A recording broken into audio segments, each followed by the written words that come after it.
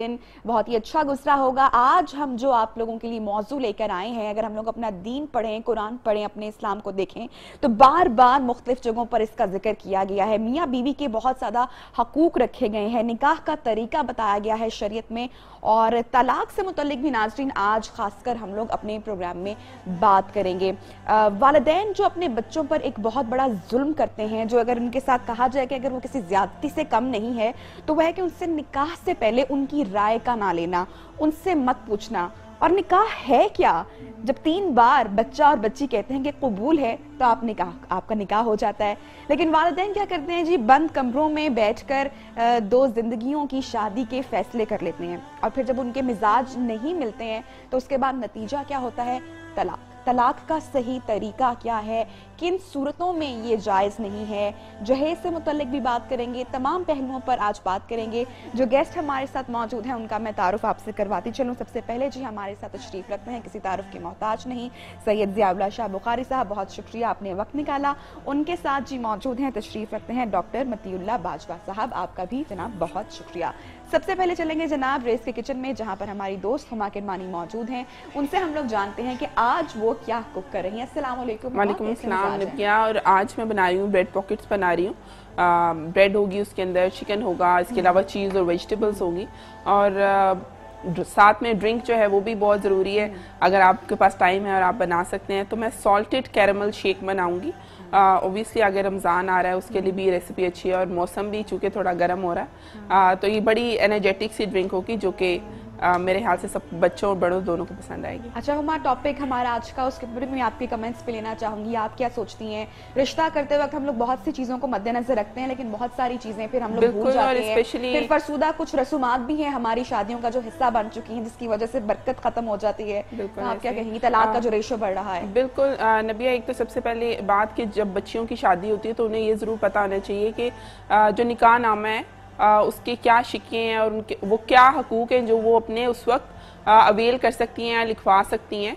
तो मेरे ख्याल से जो निकाह नामा होता है उसके बारे में नॉलेज ज़रूर होना चाहिए हमारी बच्चियों को, ख़ास तौर पे जो उनके हकूक़ हैं अगर उस वक्त किसी तरह से उन्हें सिक्योर किया जा सकता है तो पेरेंट्स को भी चाहिए, और जो शोहर या जो लड़के वाली साइड है उन लोगों को भी चाहिए कि किसी की बच्ची की ज़िंदगी या अगर सिक्योर हो सकती है थोड़ी सी सिक्योरिटी की वजह से तो ज़रूर करना चाहिए।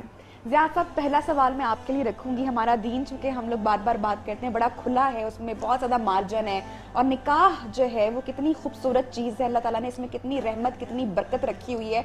और निकाह का मकसद भी ये है कि जब तक लड़का या लड़की कबूल है कबूल है कबूल है नहीं बोलते तब तक निकाह नहीं होता।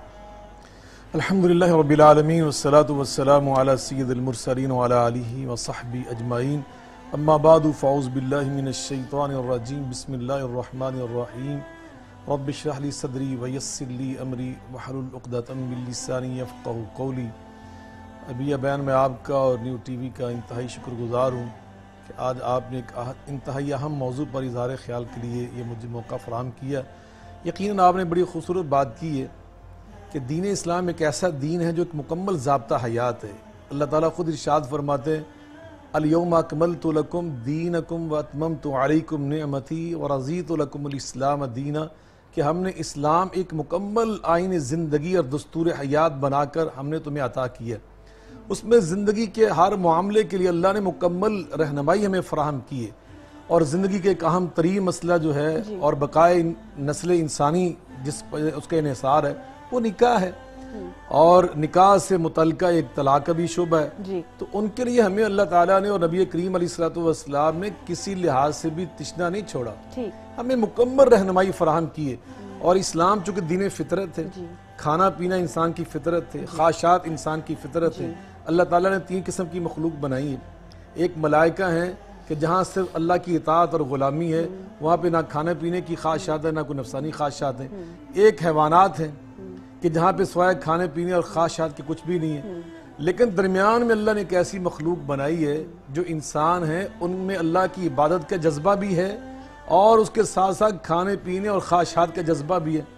तो जब एक इंसान इन ख्वाहिशात को पूरा करता है अल्लाह की इबादत के मुताबिक, अल्लाह की तालीमात के मुताबिक, अल्लाह की इताअत के मुताबिक, तो वो फिर اللہ کی غلامی اور عبادت شمار کیا جاتا ہے، اور جب یہی وہ کام کھانے پینے کے نفسانی خواہشات کے اللہ کی تعلیمات کو چھوڑ کے کرتا ہے تو وہ حیوانوں سے بدتر ہے۔ اولئک کالانعام بل ھم اضل، وہ حیوانوں سے بدتر ہے۔ اور جب وہ یہ کام اللہ کی اطاعت اور اللہ کی تعلیمات کے مطابق کرتا ہے تو پھر علامہ اقبال رحمۃ اللہ نے جیسے فرمایا کہ فرشتوں سے بہتر ہے انسان بننا، مگر اس میں پڑتی ہے محنت زیادہ۔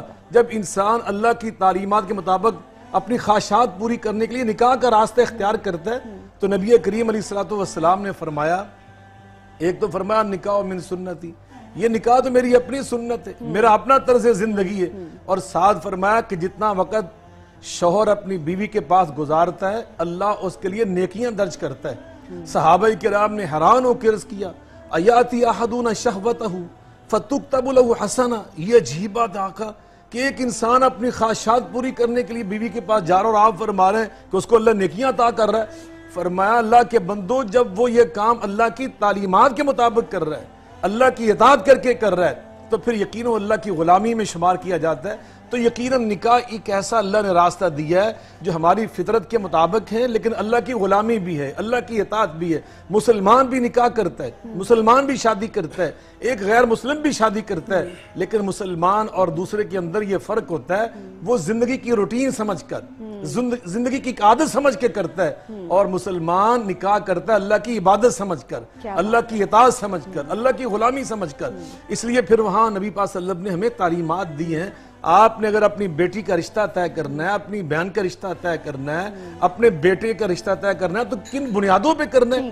آپ فرماتے ہیں لا تنکح المرأۃ الا لاربع، لحسبها ولمالها ولجمالها ولدینها فاظفر بذات الدین۔ بچی کو جب تم منتخب کرتے اپنی بہو بنانے کے لیے تو کیا دیکھتے ہو؟ اس کا حسب و نسب، تم اس کا مال و دولت دیکھتے ہو کہ اچھے خاندان کی ہے، کھاتے پیتے گھرانے کی بیٹی ہے۔ تیسرا تم دیکھتے ہو اس کی شکل و صورت کیسی۔ چوتھا فرمایا کہ اس کا اخلاق دیکھتے ہو، اس کی دینداری دیکھتے ہو، اس کی پرہیزگاری دیکھتے ہو۔ فرمایا اگر زندگی میں کامیابی چاہتے ہو نا، کہ تمہاری آنے والی نسل کی تربیت اچھی ہو، وہ معاشرے میں نفع بخش قسم کے افراد ثابت ہوں، تو پھر ایسی بچی کا انتخاب کرو جس کا اخلاق اعلیٰ ہے، جس کی پرہیزگاری ایک مثال کے طور پہ پیش کی جاتی ہو۔ اسی نبی پاک نے فرمایا اگر اپنی بیٹی کا رشتہ ڈھونڈ رہے ہو تو پھر کس بنیاد پہ ڈھونڈ رہے ہیں؟ فرمایا اذا آتاکم من ترضون دینہ وخلقہ فزوجوہ فإن لم تفعلوا فتکن فتنۃ فی الارض وفساد عریض۔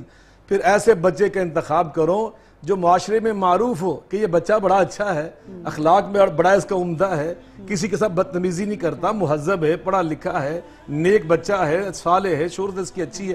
فرمایا اگر تم ایسا کرو گے تو پھر معاشرے میں امن ہوگا، استقرار ہوگا، سوسائٹی میں استحکام ہوگا، تمہارے خاندانوں کے اندر امن و امان اور محبت کو فروغ ملے گا۔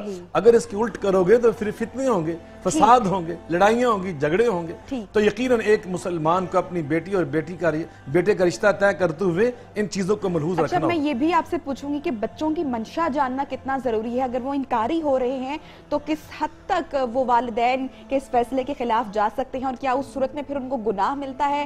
ماں باپ کا فیصلہ مان لینا چاہیے یا پھر ماں باپ کو اس چیز کو انڈرسٹینڈ کرنے کی ضرورت ہے کہ بچے جہاں پہ خواہش کا اظہار کر رہے ہیں، کیونکہ زندگی انہوں نے بسر کرنی ہے تو ان کی بھی خواہش کا احترام کرنا چاہیے؟ یہ میں آپ سے سوال رکھوں گی، لیکن اس سے پہلے میں باجوہ صاحب سے جاننا چاہوں گی کہ کس عمر میں شادی کے نکاح کے احکامات دیے گئے ہیں، اور اس کے اندر جو میں چیز خاص کر پوچھنا چاہوں گی کہ اگر لڑکا کم عمر ہے، کیونکہ ہمارے دین میں کہا گیا ہے کہ جلدی نکاح کر لو، اس کو دیر تک زیادہ عمر مت ہو، لیکن اگر لڑکا کماتا نہیں ہے تو اس صورت میں بھی کیا نکاح کرنے کی اجازت ہے، یا پھر جب تک وہ اپنے پیروں پر کھڑا نہیں ہو جاتا تب تک انتظار کرنا چاہیے؟ الحمدللہ العزیز الغفار والصلاة والسلام علی سید الابرار، اما بعد، اعوذ باللہ من الشیطان الرجیم، بسم اللہ الرحمن الرحیم۔ سب سے پہلے میں آپ کا شکریہ ادا کرتا ہوں، نیو ٹی وی کا شکریہ ادا کرتا ہوں جنہوں نے مجھے آج یہاں پر حاضر ہونے کی فضیلت سے، شرف سے نوازا، اور خاص طور پر شاہ صاحب کے ساتھ بیٹھنا ایک سعادت ہے۔ آپ نے بڑی خوبصورت بات، پہلا سوال جو تھا اس میں حضرت شاہ صاحب نے جس تفصیل کے ساتھ مقاصد نکاح اور خاص طور پر مقصد زندگی سمجھایا ہے، میں صرف ایک بات اس میں اضافہ تو نہیں میں کہہ سکتا، صرف اس کو آگے بڑھاتے ہوئے کہ یہ دین اتنا مکمل ہے، اتنا واضح ہے، اور یہ نکاح بھی اسی کا ایک حصہ ہے۔ نبی مکرم صلی اللہ علیہ وسلم نے جو جاتے جاتے ارشاد فرمائے وہ بڑے اہم ہیں، وہ وصیتیں جو آپ نے اپنی امت کو فرمائیں، ان میں آپ نے ایک بات یہ ارشاد فرمائی کہ میں تمہیں ایک ایسے دین پر چھوڑے جا رہا ہوں، ایک ایسے روشن دین پر چھوڑے جا رہا ہوں، لیلھا کا نہارھا، جس کی راتیں بھی دن کی طرح روشن ہیں، اور لا یزیغ عنہ الا ہالک، اس دین سے صرف وہ ہٹے گا جو ہلاک ہونے والا ہوگا، یعنی جو خود اپنے آپ کو اپنے ہاتھوں سے برباد کرنا چاہے گا وہ برباد ہو کر اب اس دین سے ہلاک ہوگا۔ دین اور ہر بات دین ہے، ہم سمجھتے ہیں کہ شاید دین کچھ عبادات کا نام ہے، جیسے حضرت شاہ صاحب نے بیوی کے پاس جانے کو اور اپنی ضرورت اور خواہش پوری کرنے کو بھی نبی مکرم علیہ السلام کے ارشاد سے جو ہے وہ فرمایا کہ یہ نیکی ہے۔ بلکہ مجھے ایک سوال یاد آتا ہے کہ صحابی نے سوال کیا، یا رسول اللہ صلی اللہ علیہ وسلم کیا بیوی کے پاس، ایک اور جگہ پہ فرمایا کیا بیوی کے پاس جانے سے بھی نیکی ملے گا؟ آپ نے فرمایا کیا تم جب غیر محل پہ یعنی بیوی کے علاوہ کسی کے پاس جاؤ تو گناہ ہوگا؟ ہاں گناہ تو ہوگا۔ آپ نے فرمایا جب کسی اور کے پاس جانے سے گناہ ہوگا تو اپنی بیوی کے پاس جانے سے ثواب ہوگا۔ اب یہاں خاص طور پر جو نکاح کی عمر کے حوالے سے اور نکاح کب کیا جانا چاہیے جو آپ کا سوال ہے براہ راست، دیکھیے مرد کو، لڑکے کو ذمہ دار قرار دیا، اس کا کوئی براہ راست ولی مقرر نہیں کیا کہ لڑکے کا نکاح ولی کے بغیر نہیں ہو سکتا، لڑکی کے لیے یہ ضرور فرمایا کہ اس کے ولی کے بغیر اس کا نکاح نہیں ہو سکتا۔ اب مرد خود ذمہ دار ہے اور اسے خود حکم دیا ہے کہ تم نکاح کرو، اس سے صاف پتہ ہی چلتا ہے کہ نکاح اس وقت بہتر ہے مرد کے لیے جب وہ اپنا خرچ اور اپنی بیوی کا جو بنیادی خرچہ ہے نان و نفقہ اس کو اٹھانے کی صلاحیت رکھتا ہو، پھر وہ شادی کرے گا۔ اب وہ 20 سال کی عمر میں ایسا ہو جاتا ہے، بعض بچے ہمارے ہاں ایسے لاہور میں یا دیگر بڑے شہروں میں آپ دیکھتے ہیں جو کاروباری طبقات ہیں وہ اپنے بچوں کو بہت کم تعلیم دلوا کر ساتھ ہی اپنے کاروبار پہ لے جاتے ہیں اور ان کو کوئی ایک حصہ دکان، کوئی کاروبار کا خاص حصہ ان کے نام کر دیتے ہیں کہ تم یہ کام کرو۔ اب اگر وہ 16-17 سال میں اپنے بوجھ اٹھانے کے قابل ہے تو نکاح کر سکتا ہے اس کے ذمہ، یا اگر باپ چاہے کہ میرا بیٹا جو ہے وہ برائی سے بچ جائے، کیونکہ نکاح جو ہے وہ برائی سے بچنے کا ایک نام ہے، یہ ایک قلعہ ہے جس میں انسان داخل ہوتا ہے تو اس کا ایمان محفوظ ہو جاتا ہے۔ تو اگر باپ سمجھتا ہے کہ میرے بیٹے کو اس برائی سے باز رہنا چاہیے، بچ جانا چاہیے اور بد نظری کے معاملات سے بچنا چاہیے، وہ بھی اپنے بیٹے کی شادی کر سکتا ہے بالغ ہونے کے بعد۔ اس میں کوئی ایسے حرج والی بات نہیں اور نہ ہی شریعت نے اس کی کوئی حد مقرر کی ہے۔ لڑکی کے لیے بہرحال بالغ ہونا ضروری ہے اور پھر اس کا ولی اس کے کفر کے مطابق، اس کے جوڑ کے مطابق اس کی شادی کرے گا۔ اور یہ جو ہم نے مشکل کیا نکاح کو اس بنیاد پر کہ اب تعلیم مکمل ہوگی تو پھر نکاح ہوگا، اور آپ نے دیکھا پھر تعلیم مکمل ہونے کے بعد شادی ہونا یا نکاح ہونا مشکل ہوا، اس لیے کہ جب لڑکی کی وہ تعلیم مکمل ہوتے ہوتے عمر 28-30 سال ہو گئی تو اب اس کے ساتھ شادی کرنے کو کوئی تیار نہیں۔ لہٰذا بہت اچھا ہے کہ آپ ایک معتدل عمر، جیسے ہمارے پاکستان میں قانون بنایا گیا کہ 18 سال کی عمر میں آپ شادی کریں۔ آپ جو قوانین اللہ کی طرف سے ہیں ان کو بھی ماننا چاہیے اور ان کو پہلے مقدم رکھنا چاہیے اور ان کے مخالف قوانین نہیں بننا چاہیے، لیکن یہاں چونکہ ایک جو معاملات جس طرح کے چل رہے ہیں، معاشی حالات جس طرح کے پاکستان کے ہیں، لہذا پاکستانی پارلیمنٹ نے جو آئین پاس کیا ہے، قانون پاس کیا ہے کہ اس کی شادی کی یہ عمر ہونا چاہیے، تو اس کا بھی احترام کیا جا سکتا ہے۔ مجھے پتا آپ کو کہا جا رہا ہے کہ آپ وقفے پہ چلیں گے، جی وقفے پر بھی ہم لوگوں نے جاننا ہے، لیکن بریک پر جانے سے پہلے میں یہاں پر کوٹ کرتی جاؤں گی کہ آپ صلی اللہ علیہ وآلہ وسلم نے متعدد شادیاں کی اور قریش میں بھی آپ نے شادیاں کی، قریش سے باہر بھی کی، خاندان میں بھی کی، خاندان سے باہر بھی کی، قوم سے باہر بھی کی۔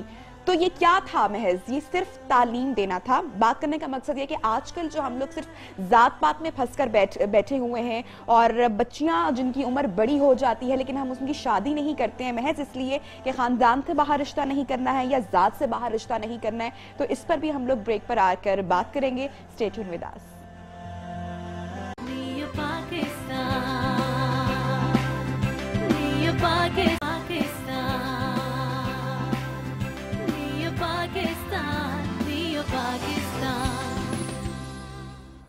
ویلکم بیک ناظرین۔ بریک پر جانے سے پہلے میں نے ضیاء صاحب کے لیے بھی ایک سوال چھوڑا تھا کہ والدین کو بچوں کی منشا جاننا کتنا ضروری ہے اور اگر دونوں میں سے کس کو کس کی خواہش کا احترام کرنا چاہیے، اور اس کے ساتھ ساتھ میں ایک اور سوال اٹیچ کروں گی کہ حق مہر کی کیا اہمیت ہے، اور وہ بھی اس کے اوپر اگر آپ تھوڑی سی روشنی ڈال دیں گے تو بہت بہتر ہو جائے گا۔ یقیناً جہاں تک تعلق ہے نکاح کے موقع پر بچوں کی رائے لینا یا بچوں پہ کتنا ضروری ہے کہ اپنے والدین کی رائے کا احترام کریں، تو یقیناً دونوں پہلو ہی اسلام میں بہت ہی ملحوظ رکھنے کی ہمیں تعلیم دی گئی ہے۔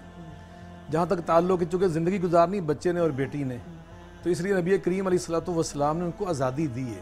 اسلام میں انتخاب کی آزادی بالکل موجود ہے، حریت ہے بچوں کے لیے، بلکہ اسلام میں یہاں تک نبی پاک صلی اللہ علیہ وسلم فرماتے ہیں لا تنکح المرأۃ حتی تستأمر، کسی عورت کی شادی اس وقت تک نہیں ہو سکتی جب تک اسے اجازت نہ پوچھی جائے، اسے اجازت نہ مانگی جائے کہ ہم آپ کا نکاح فلاں کے ساتھ کرنا چاہتے ہیں۔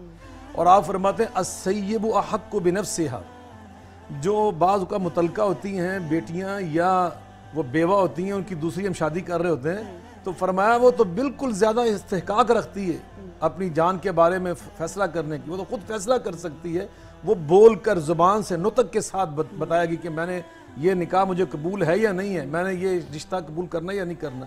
لیکن چونکہ جو کنواری بیٹیاں ہوتی ہیں فرمایا ان کے اندر حیا اور شرم ہوتی ہے، بعض کو بتانے سے وہ گریز کرتی ہیں، تو فرمایا وَرِضَاهَا سُكُوتُهَا، اگر وہ خاموش رہتی ہیں چپ رہتی ہیں تو فرمایا ان کی پھر خاموشی کو رضامندی پر محمول کیا جائے گا، لیکن پوچھا ضرور جائے گا اس سے بھی۔ ایک بچی نبی پاک علیہ الصلوۃ والسلام خدمت میں حاضر ہوئی، یہ حدیث پاک میں واقعہ موجود ہے، اس نے آ کے عرض کیا اللہ کے رسول میرے باپ نے میرا رشتہ اپنے حقیقی بھتیجے کے ساتھ کر دیا ہے، لیکن میرا اور اس کا علمی لحاظ سے، اخلاقی اعتبار سے، معاشرتی لحاظ سے بہت فرق ہے۔ لِيَرْفَعْ خَصِيصَتَهُ، حدیث پاک کے یہ الفاظ ہیں، میرا باپ یہ چاہتا ہے کہ میرا رشتہ، جیسے ایک بڑی پڑھی لکھی بیٹی اس کا رشتہ کسی ایسے بچے کو دیا جائے جو زیادہ تعلیم یافتہ نہ ہو، تو کہا میرا رشتہ اس کے ساتھ کر کے وہ کیا کرنا چاہتا ہے، لِيَرْفَعْ خَصِيصَتَهُ، وہ اس کی خصیصیت کو اٹھا کر اس کو معزز کرنا چاہتا ہے، تو مجھے یہ رشتہ پسند نہیں ہے۔ اب آپ مجھے فرمائیے کہ مجھے کیا کرنا ہوگا۔ نبی کریم علیہ الصلوۃ والسلام نے فرمایا کہ میری بیٹی سن، تجھے حق حاصل ہے، اگر تو چاہے اس رشتے کو برقرار رکھ، چاہے تو اس رشتے سے انکار کر، میں تجھے اجازت دیتا ہوں اس بات کی۔ اس نے کہا کہ اللہ کے رسول بس میں یہی بتانا چاہتی تھی کہ اسلام میں بیٹی کو کتنا حق دیا گیا آزادی کا، میں اپنے باپ کا احترام کرتے ہوئے یہ رشتہ منظور ضرور کر لیتی ہوں، لیکن میں نے یہ سوال کر کے اور آپ کا جواب حاصل کر کے امت کو بتا دیا ہے کہ بیٹیوں کو حق دیا گیا ہے کہ ان سے ضرور پوچھا جائے، ان کی رضامندی ضرور حاصل کی جائے۔ جب بیٹیوں سے رضامندی کی اتنی تاکید اسلام کر رہا ہے تو بیٹوں کا تو حق اس سے زیادہ سمجھا جاتا ہے اسلام کے اندر۔ لیکن اس کے ساتھ میں یہ بھی کہنا چاہتا ہوں، اسلام میں یہ بات بھی کہی گئی ہے کہ دنیا کے اندر والدین سے بڑھ کر اولاد کے لیے کوئی ہمدرد اور خیرخواہ نہیں ہوتا۔ دیکھیں والدین کے پاس اولاد کی نسبت تجربہ زیادہ ہوتا ہے، اور تجربہ بہت بڑا علم ہے، زندگی کے معاملات، زندگی کی اونچ نیچ انہوں نے دیکھی ہوتی ہے، شیب و فراز سے گزرے ہوتے ہیں، انہوں نے دکھ سکھ سہے ہوتے ہیں، وہ اپنے بچوں کے لیے کبھی برے فیصلے نہیں کرتے۔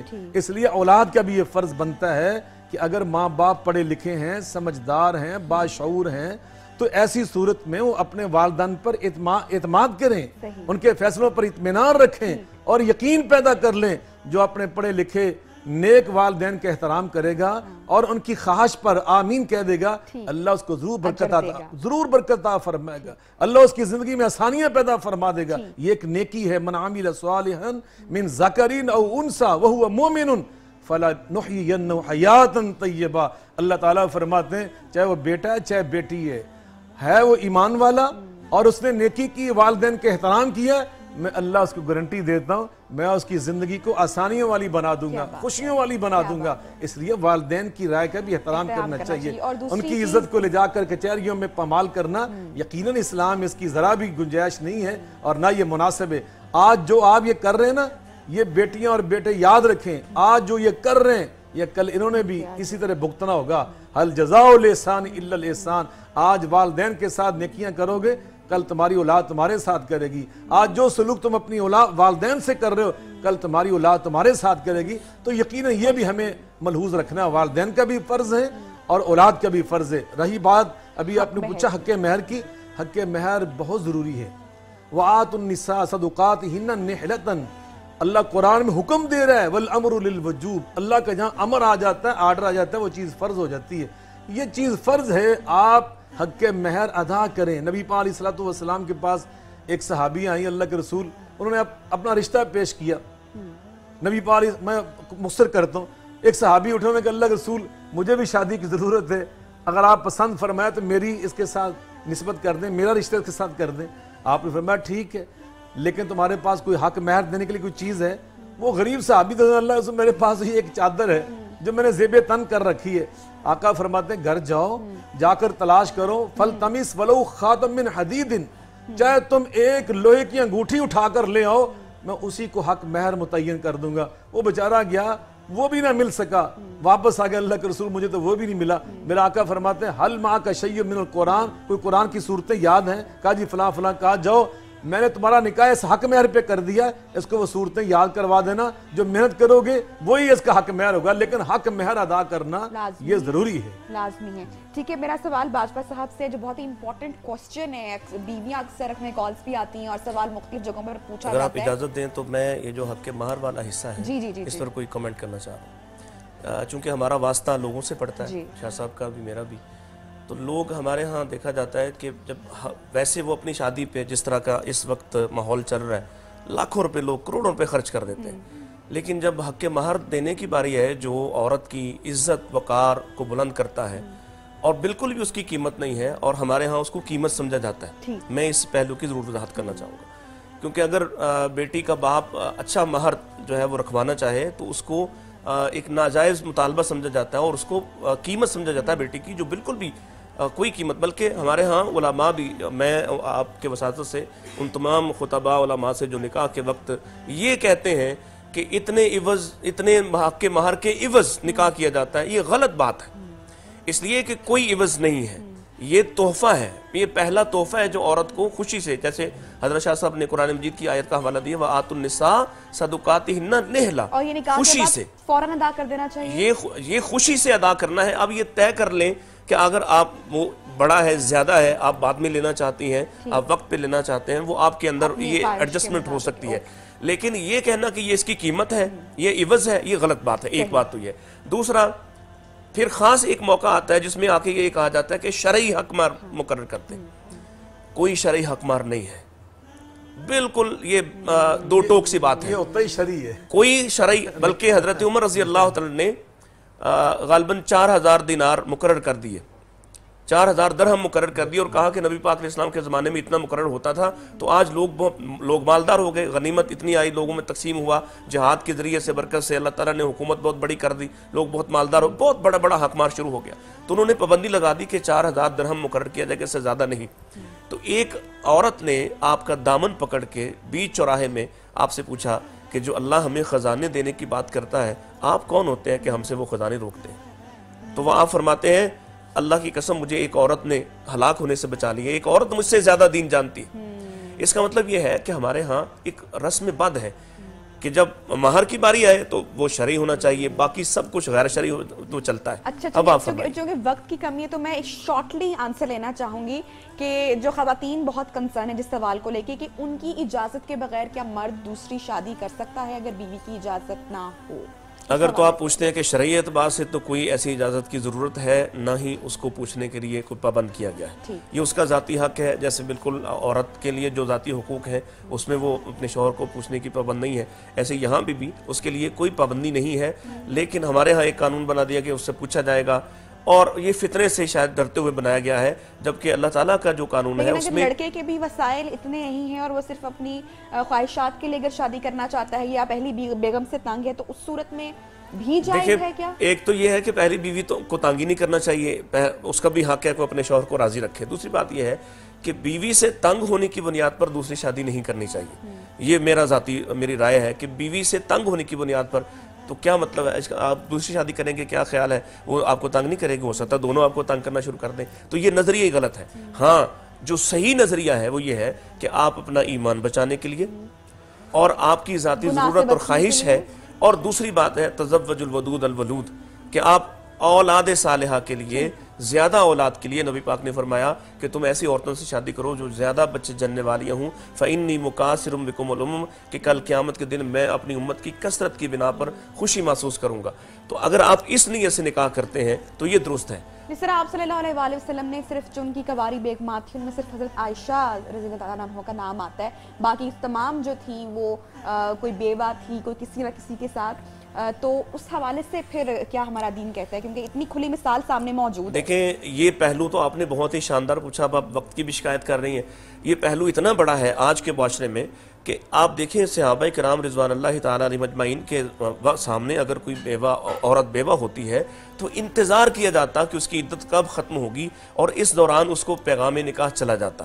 اور کوئی شخص مطلب آپ ہمارے سامنے صورتحال مثالیں موجود ہیں کہ کسی بیوہ کو، کسی متعلقہ کو، اس کو اکیلی رہنے کی نہ کوئی گنجائش ہے اور نہ ہی اس کو کوئی اکیلے پن میں مار دیتا تھا، بلکہ بہت سارے لوگ تیار ہوتے اس میں پھر وہ اپنی مرضی کے مطابق 2 3 4 جو اس کو پیغام آتے اس میں سے اپنی مرضی کے مطابق یا اپنے ساتھ جس کے ساتھ وہ سمجھتی ہے کہ اس شخص کی جو معروف ہے، اس حوالے سے اس کی طبیعت اچھی ہے، اس کی جو نیکی زیادہ ہے یا یہ مرتبے میں اعلیٰ ہے، حسب و نسب میں اعلیٰ ہے، وہ اپنی مرضی سے اس میں سے چنتی کہ کس مرد کے ساتھ اس کو شادی کرنا ہے.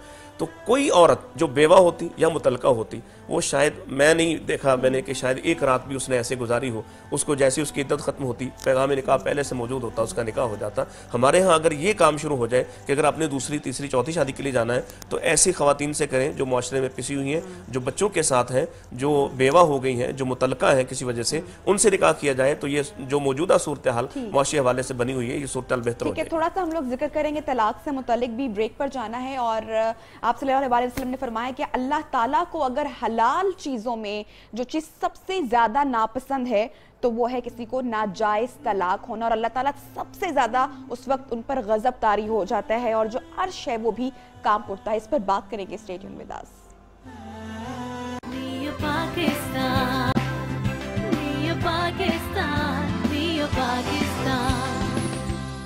ویلکم بیک ناظرین. بریک کے بعد ایک بار پھر سے آپ کو اپنے پروگرام میں خوش آمدید کہتے ہیں، اور وہی سوال جو بریک پر جانے سے پہلے رکھا تھا زیاد صاحب سے میں چاہوں گی کہ وہ اس کا جواب دیں. زیاد صاحب، کیا یہ درست ہے کہ جب ناجائز طلاق کسی کو دی جاتی ہے تو اللہ کا غضب طاری ہو جاتا ہے، اور حلال چیزوں میں اگر اللہ تعالیٰ کو کبھی بہت زیادہ غصہ طاری ہوتا ہے کسی چیز پر تو وہ طلاق ہے اور اسے منع کیا گیا ہے؟ بلا شبہ یہ ابھی آپ جو مفہوم بیان کر رہی ہیں یہ حدیث نبوی ہے علی صاحبی افضل الصلاۃ والسلام. آپ فرماتے ہیں ان ابغض الحلال عند اللہ الطلاق. اللہ کے ہاں جو جائز کام ہیں ان جائز کاموں میں جائز کام ہونے کے باوجود جو اللہ تعالیٰ کو سب سے زیادہ ناپسندیدہ ہے، ابغض کہتے ہیں سپرلیٹو ڈگری کو، افعل التفضیل ہے کہ جس سے اللہ کو سب سے زیادہ نفرت اور بغض ہے، حالانکہ وہ کام جائز ہے اسلام کے اندر، فرمایا اس کا نام طلاق ہے. طلاق دینا جائز ضرور ہے لیکن اللہ کو بہت ہی ناپسند ہے، سب سے ناپسند ہے جو جائز کام ان کے اندر.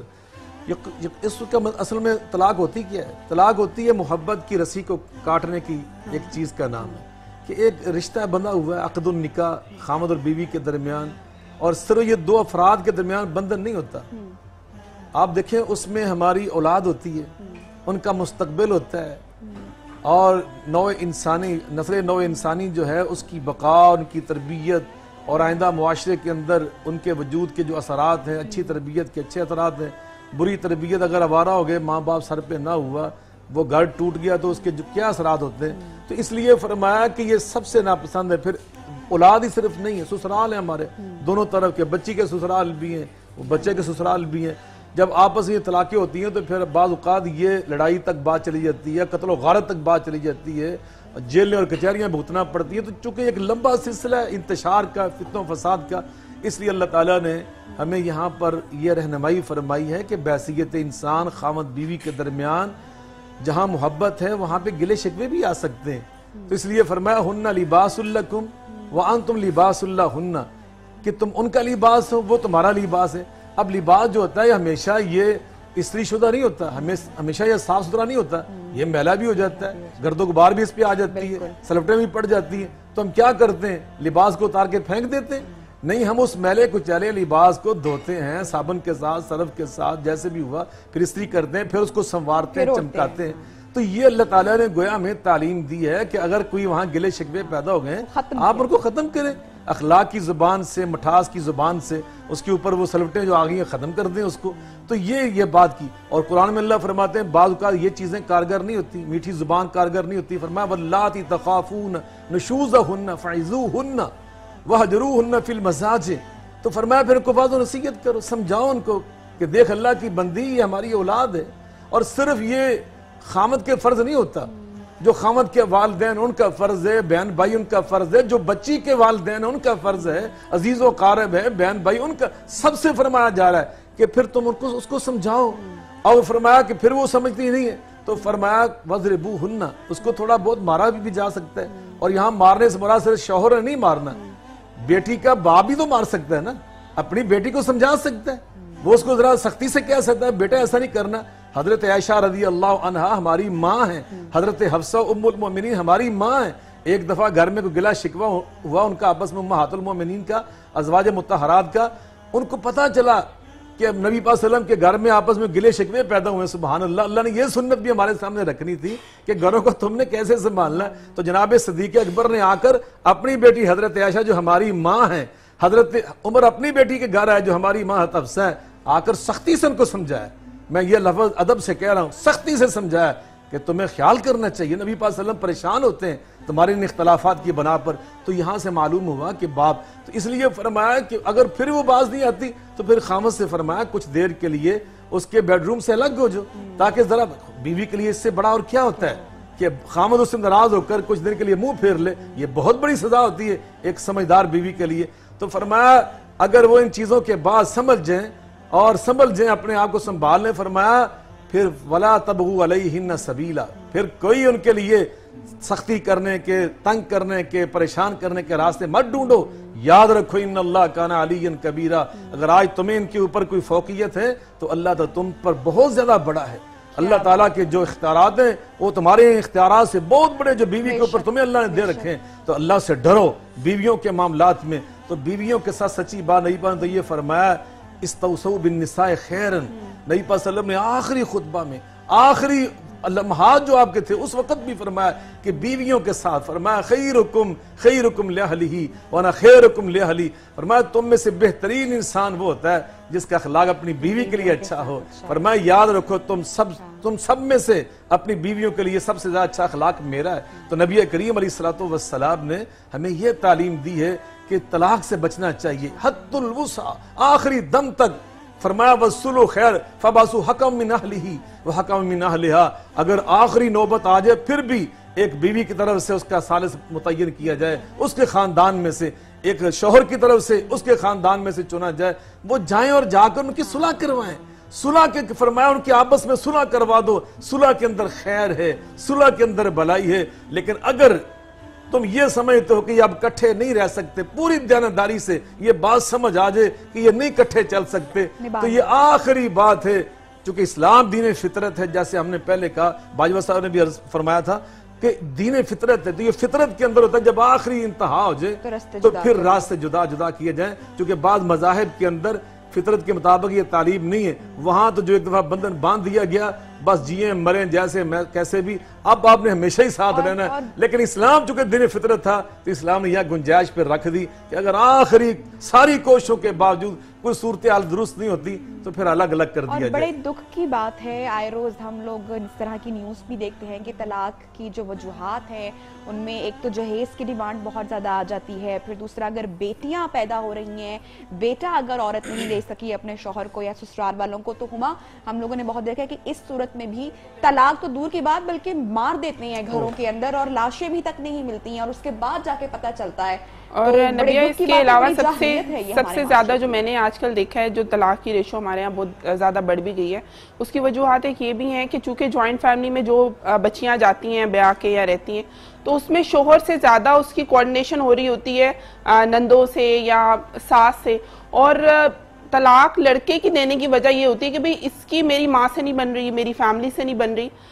تو اس بارے میں ضرور مولانا صاحب سے پوچھوں گی. اسپیشلی میں نے ایسے کیسز دیکھے جس میں لڑکیاں جو بیچاری بیاہ کے جاتی ہیں ان کو صرف اس وجہ سے طلاق دے دی جاتی ہے بغیر کسی نیگوسیشن کے، جس طرح مولانا صاحب نے بتایا کہ کچھ لوگوں کو بیٹھ کے بات کرنی چاہیے. وہ کہتے ہیں کہ ہم ہیڈک نہیں لینا چاہتے، ہم ٹینشن نہیں لینا چاہتے، ان کی بنتی نہیں ہے تو ان کے راستے الگ کرنے. تو اس بارے میں مولانا صاحب سے ضرور پوچھوں گی. لیکن ریسیپی میں شیئر کروں گی. اور بریڈ پاکٹس میں نے بنائی ہیں آج، اس کے لیے بریڈ کے سلائسز آپ نے لینے ہیں اور بریڈ کو جو ہے اس طرح سرکلز میں نے نبیہ کاٹ لیا تھا، کاٹ کے یہ رکھ لیے. میں نے قیمے کی جو ہے کوئی بھی قیمہ آپ لے لیں، بیف لے لیں، چکن لے لیں، اس کی اس سے تھوڑی سی چھوٹی جو ہے نا وہ اس طرح سے کٹلٹس بنا لیے.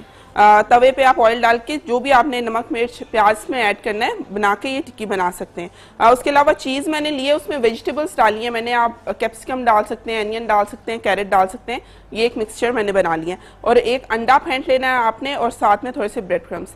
करना ये है नबिया कि 2 ब्रेड्स के जो इस तरह से कटे हुए पीसीज हैं इनके दरमियान में ये जो चिकन है, चिकन का जो मैंने कटलेट बनाया ये रखूंगी और इसके साथ थोड़ी सी मैं ये चीज़ स्टफ़ कर दूंगी। चीज़ स्टफ़ करने के बाद इसको मैं बंद करूंगी और इसको थोड़ा सा दबा दूंगी। उसके बाद मैं इसको करूंगी कोट अंडे के अंदर और उसके बाद ब्रेड क्रम्ब में थोड़ा कोट कर लूंगी।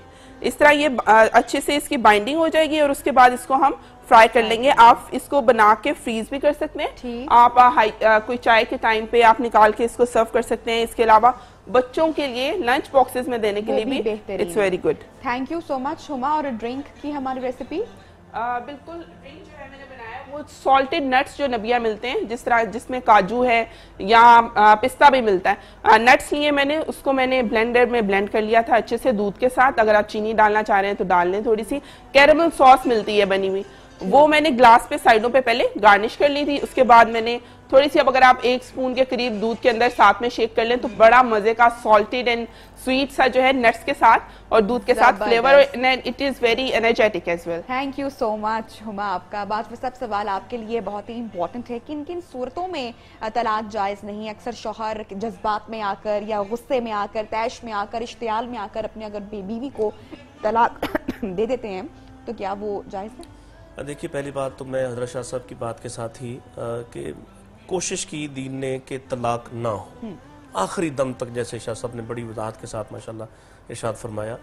फिर तलाक देने के तरीके में भी अल्लाह ताला की जो मंशा नज़र आती है, अत्तलाक़ु मर्रतान फ़इम्साकुम बिमारूफ़िन और तसरीहुम बिइहसान, कि 2 तलाक़ें दी जाएंगी, 2 तलाक़ों के दरमियान आप रुजू कर सकते हैं, आप वापस आ सकते। हमारे यहाँ एक बड़ा ही बल्कि पाकिस्तान ने जो इस्लामी नज़रती कौंसिल ने भी उस पर पाबंदी लगाने की कोशिश की। हमारे हमसाया मुल्क में तो बाकायदा उस पर जो है वो कानून साजी हुई कि 3 तलाक़ें नहीं दी जाएंगी और एकदम जो ख़त्म कर दिया जाता रिश्ता, ये मुनासिब नहीं है। दीन आपसे ये चाहता है कि आप तलाक देने में भी दीन का तकाजा पूरा करें और 3 तलाक तक जाएं तो इस तरह से 3 माह में जाएं।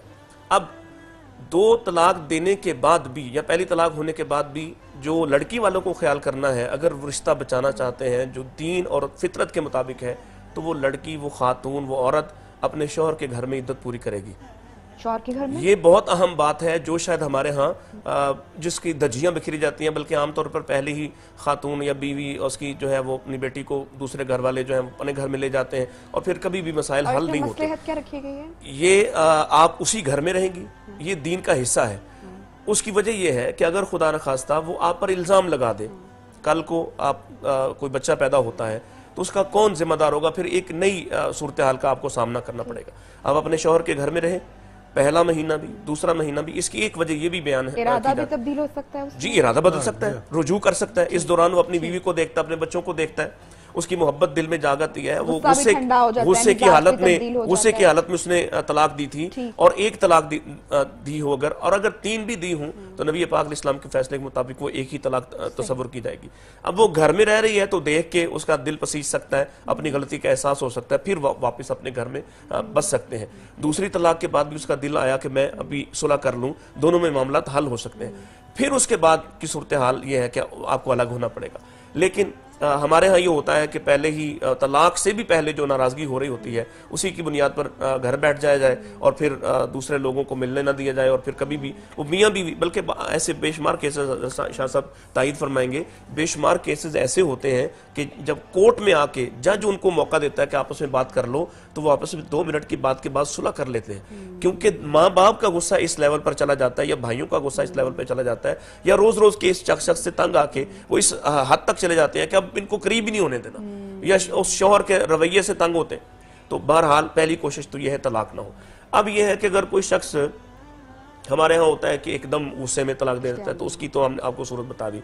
दूसरा यह है कि कोई शख्स नशे की हालत में तलाक देता है तो वो भी तलाक तो हो जाएगी अगर वो अपने हालत में कायम होने पर, यानी जब वो होश में आए तो उस पर उसको वाज़ेह हो कि मैंने ये गलती की है। अगर वो पछता रहा है तो उसको वो वापस लेगा। तीसरी बात यह है कि हमल की हालत में तलाक हो जाएगी, तलाक हो जाएगी हमल के वज़ा होने पर।